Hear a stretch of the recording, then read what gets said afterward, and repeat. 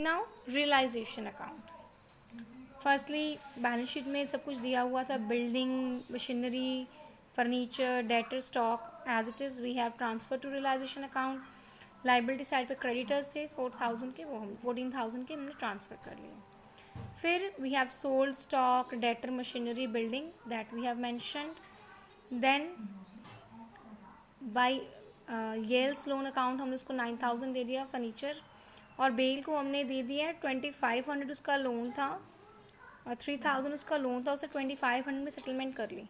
तो 500 जो हमारा कह लो प्रॉफिट है वो हमने कर दिया. ठीक है, तो बाय बेल्स लोन अकाउंट 500.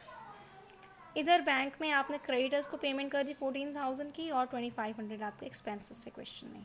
तो आपको लॉस आ गया 16,500 का, जो बेल येल में इक्वली डिस्ट्रीब्यूट कर दिया.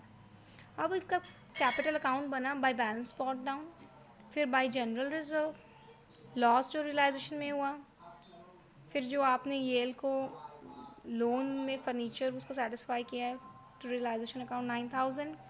फिर इनका इधर पैसे बन गए टू कैश और बैंक अकाउंट 45,750,26,750. अब बेल्स लोन अकाउंट आपको बनाने के लिए क्या क्वेश्चन में 3,000 का इसका लोन था, जिसमें 2,500 आपने कैश पे कर दिया, 500 रियलाइजेशन में आ गया. अब बैंक अकाउंट बनेगा बेटा. Balance brought down, balance sheet में से जो कैश बैलेंस है वो लिख दिया.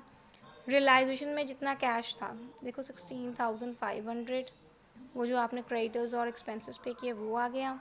फिर बेल को आपने कैपिटल अकाउंट में से 45,750 पे किया है, येल को पे किया है 26,750, वो आ गया. फिर to balance brought down against opening balance है बैलेंस शीट में, और टू रियलाइजेशन 80,500 जो एसेट्स बेच के आए हैं. तो आपका टोटल 91,500 आ गया. तो this was all about your dissolution. इसमें आपको बस यही कहा जाएगा, आपने सम्स ट्राई करने, only one topic that is memorandum is left. Loan वगैरह के treatment I have already explain you कि अगर आपने फर्म से लोन लिया है तो वो फर्म का एसेट बन जाएगा कैसे, और अगर आपने लोन दिया है तो उसकी एंट्री कहाँ पे आएगी. This is already explain. A loan account has been prepared for you, so you have to solve more and more sums, then only I'll be able to know what are your problems. Okay, thank you.